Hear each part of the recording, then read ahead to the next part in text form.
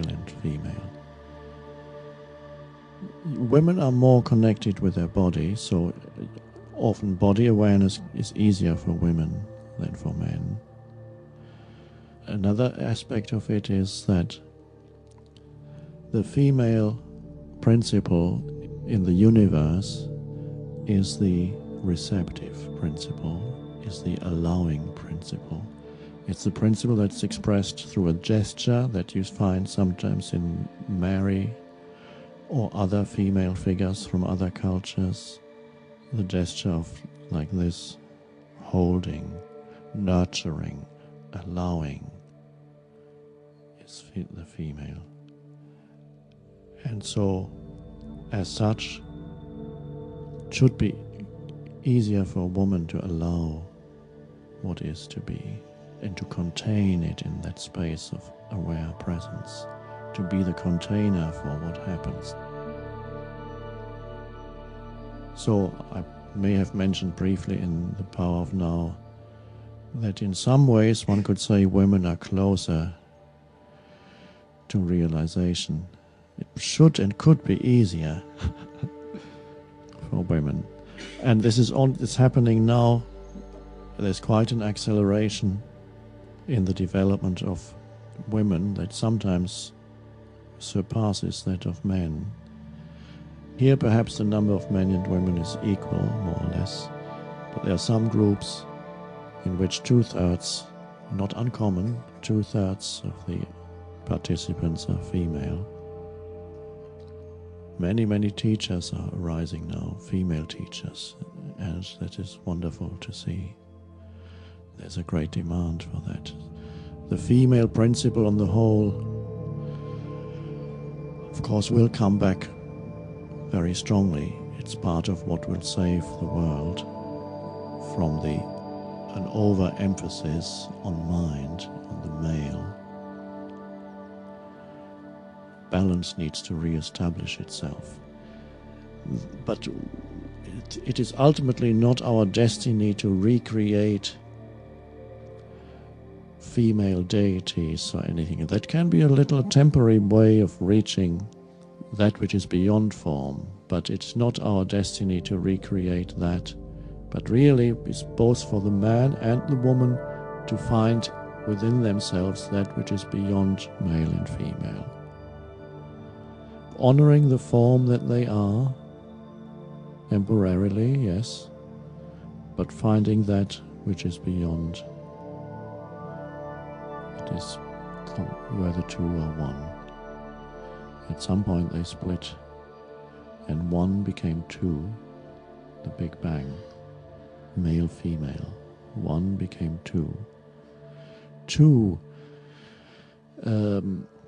you may know the Indian teaching of Advaita, which means not two, non-duality, there's only one. Quite a beautiful teaching, as long as it doesn't become an intellectual game or debating society. But otherwise, a profound teaching. That ultimately there's one. There's only one. The essential nature of life is oneness.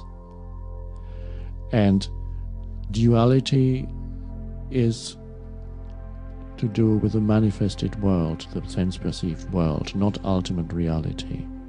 There's wisdom embedded in language. So if you look at Advaita, the syllable I don't know very much Sanskrit, but means no, it denies. Dvai, it comes from the Sanskrit two, which is the German word zwei. Danish may be similar, I don't know. For two comes from Alt Sanskrit, because many words in our European languages go back to India. Nobody knows how and why. Zwei is two, and related to that zwei are other words like Verzweiflung, despair,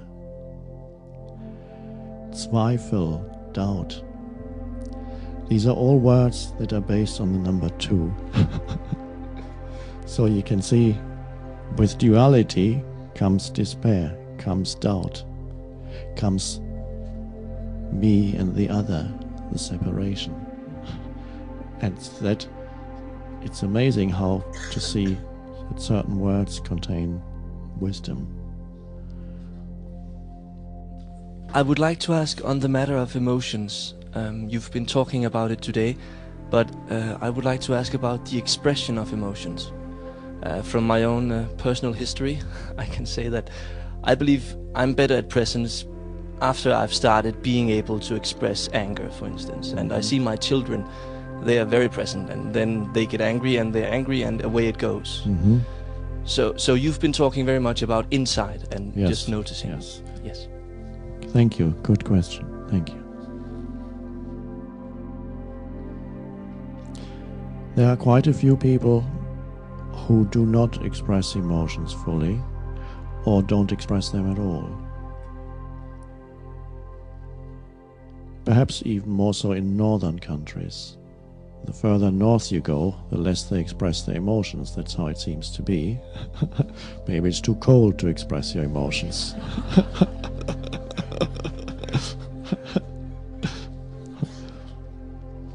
Now, the practice I describe of observing your emotions, allowing them to be,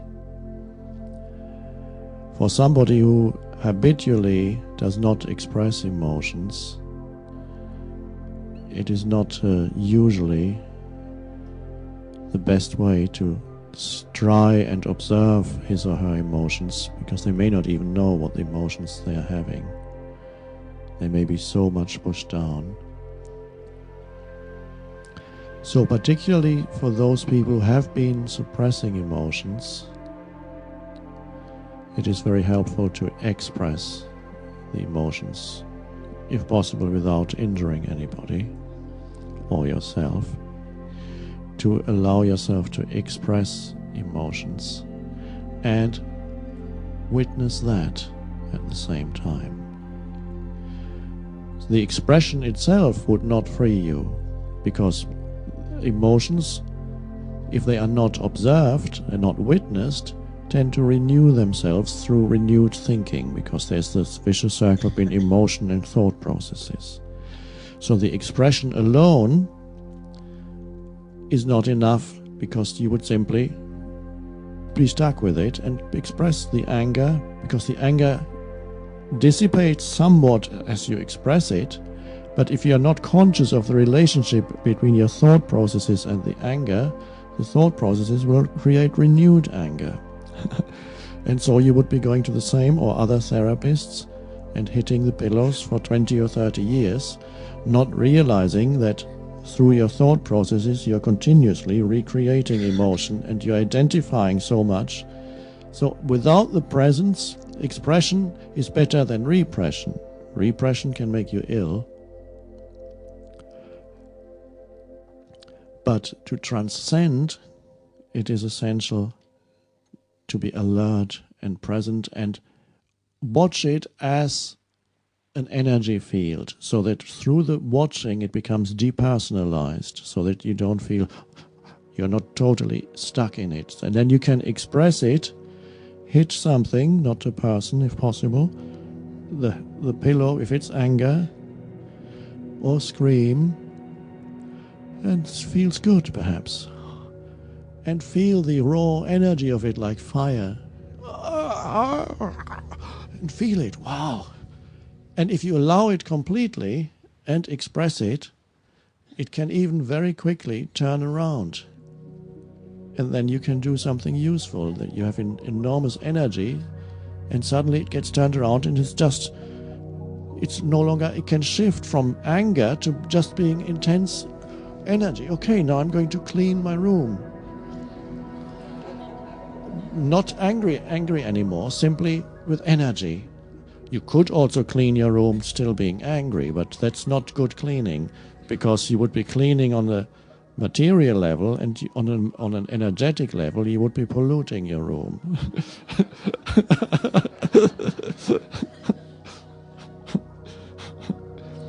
And so to become free, for a while some people need to express fully, and then a time comes when there's enough presence and you have expressed it, then you can gradually more and more work on the inner level and bring presence to it on the inner. Not that you ever hold it down. If it wants to and needs to express itself, you may do something. Maybe you can transform it into physical movement, vigorous movement, or whatever it is, and watch, but always be there as the witness. At some point, you find that you have a choice. The emotion arises, you can express it or not express it. And it can simply be transformed or transmuted through bringing presence to it. You will know in the moment whether it needs to express itself or not. If you have never or rarely expressed emotion, then by all means allow yourself to express it without indulging and without personalizing it. Recognizing it as energy, no more, just energy, and watch. And so, yes, northern people, English, German, Scandinavian, are not usually that outgoing.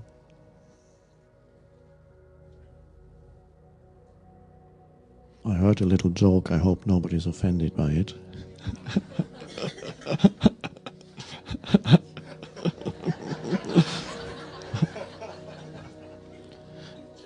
It concerns one of the Scandinavian countries, doesn't matter which.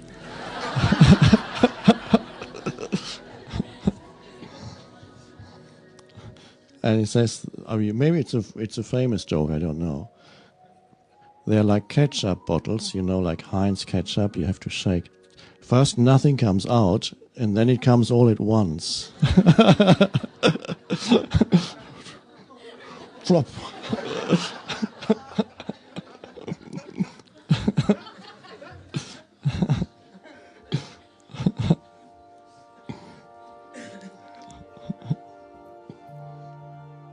There's a little four-letter word that hasn't been mentioned at all throughout this weekend, and that is love.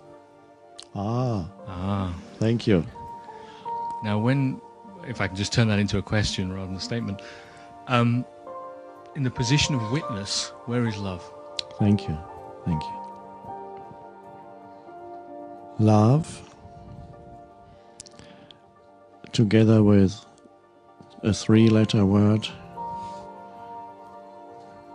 God, maybe those two are the most misused words of the language.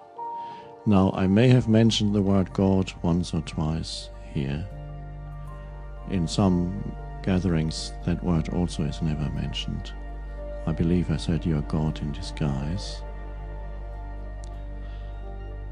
So I usually avoid both love and God, because they are naturally present when you are present, because your presence is the presence of God in this world.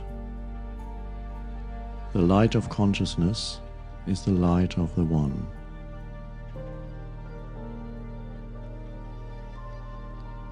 And love is what naturally arises out of the space of presence when the other is no longer seen as other. When the separation that comes from being identified with thought,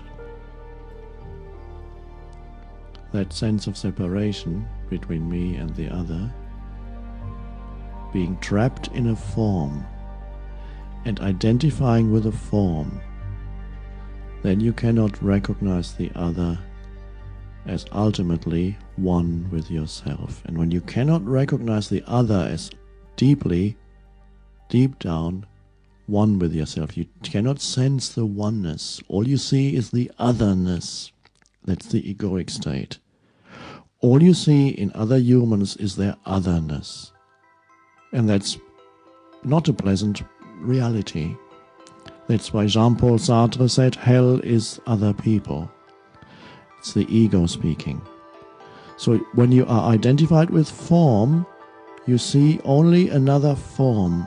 There is no realization of connectedness, or that you are the realization that you are an expression of the same one life, the same one consciousness in another temporary form.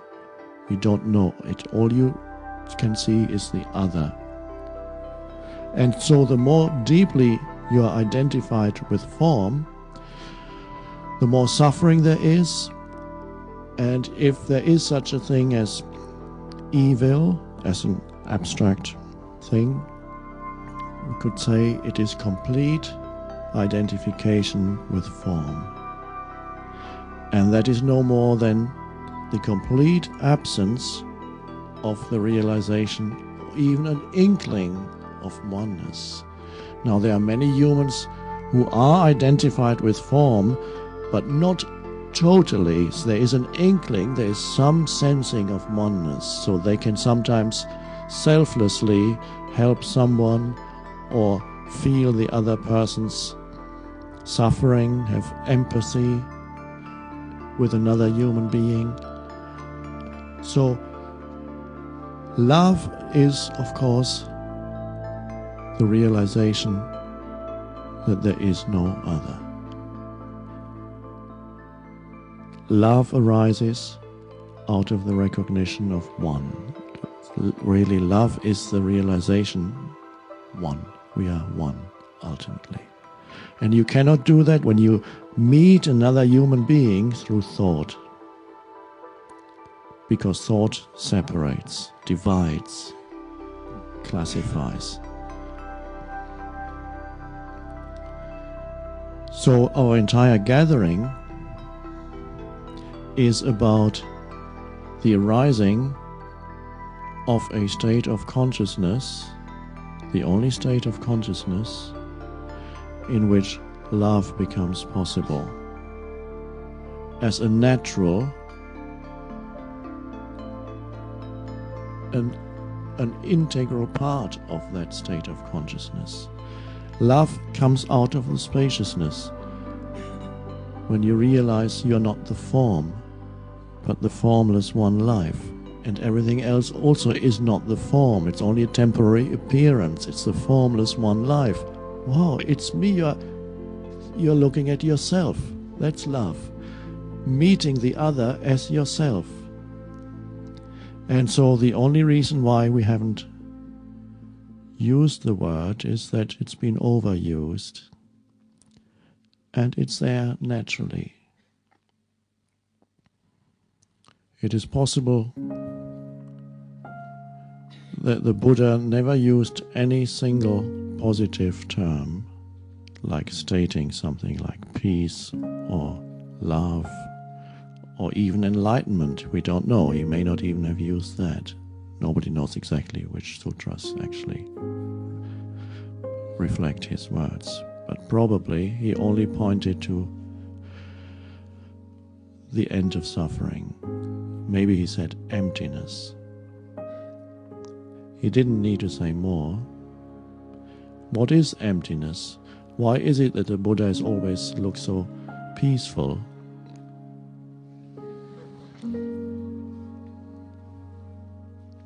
Of course, in the Buddha too there's love, because compassion, which is the emphasis that Buddhism puts on it, is really inseparable from love, because compassion is also the realization of oneness. It's just a different aspect of it. So love and compassion are really one. They're inseparable. So Buddhism looks at it more from the point of view of compassion, but really that's what love is. The German word for compassion is not so good. I don't know if there's another word, because it reduces it to something that's not quite as profound of what real compassion is. Mitleid is suffering with another person. But true compassion does not mean that you suffer with the other person. True compassion, and I mentioned it briefly in The Power of Now, arises from the realization of oneness, and then you're faced with a suffering human being. So you bring in the empathy with the suffering as this form, because you yourself are a form and you have experienced what suffering is. So you have empathy with the suffering of other life forms, because you yourself have known suffering, maybe still know it from time to time. That's you as the form. And then you are in touch with the stillness in yourself, the presence. Presence does not suffer. And you bring that to this encounter with another human being. The two come together. The empathy with the suffering of the other human being, which comes from identifying with form, it always goes back to that, and allowing that to be, and the deeper realization of the oneness of all life, and that ultimately who they are in the depths of their being cannot be touched by the suffering. And perhaps it is the suffering that will actually get them there. So compassion and love are one. There's no wanting in love. The misuse of love is because the ego uses the word. And to the ego, love is a kind of wanting. That is expressed very nicely in the Spanish language, where the word for I love you is the same as I want you. And of course that's very true as far as the ego is concerned. You look with love, with gentleness, with compassion upon the world. Stillness. You look upon a tree. You love that tree, not that you have to say it. It becomes reduced if you say, oh, I love that tree. It's deeper than, it's so much deeper than that. It reduces it, because I love is used so much in so many superficial senses. I love ice cream. I love suffering.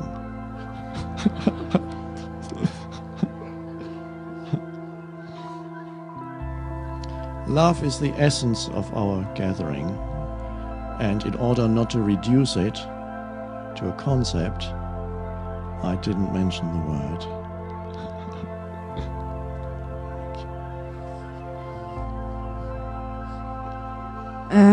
A lot of Western therapeutic practices focuses on establishing a healthy sense of self. Now, according to a lot of spiritual teachings, including your own, the whole notion of a self is a construction. That's question number one. Is that so? And two, does that then make therapy and therapeutic practices in general futile? Thank you. Thank you. There are, of course, a lot of therapeutic practices that do not get you beyond getting back to normality so that you can function relatively well in this world. They may cure you of a neurosis or whatever it is. They want the normal state, and normal means ultimately insane, so they bring you back to the normal state to normal insanity, and then you can go back and be a useful member of an insane civilization. But the question is interesting: do we need to go through the development and growth of ego before we can go beyond? And it does seem that yes, we need to go. So far it's been the case that most humans needed to go through the ego state. But at what stage of the development they jumped off, that varies. You could say, well, do we need to develop a fully functioning and healthy ego and then leave it behind? I don't believe that's the case, because a fully functioning and healthy ego ultimately doesn't even exist. Because dysfunction is part of the ego. But it does seem to be the case that a child grows up at a certain age, 2 years old, 1.5 years old, when something starts to develop in them. Before, when they were 1 year old, they looked at you in beautiful. There was a light shining through their eyes. There were no concepts yet. There was no me image yet. And perhaps, although babies also have pain bodies, let's say it's a time when they're not screaming like mad. And they were just looking at you with that light shining through, and it was pure being, pure. And you look back into their eyes and you go, oh, wow, this is such a pure being here. Surely this baby is already fully enlightened. And you meet this baby again a year later, just as it's screaming, and say, "That's my toy, not yours. Give it back to me."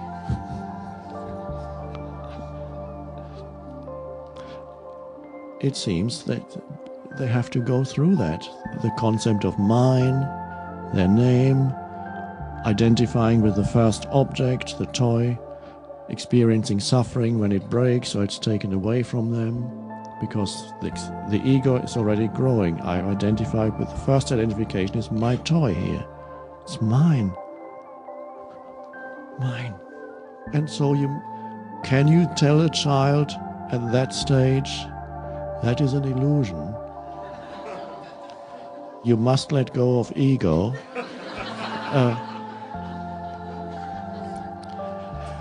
It seems that humans have to develop an ego, and they do. Is it a healthy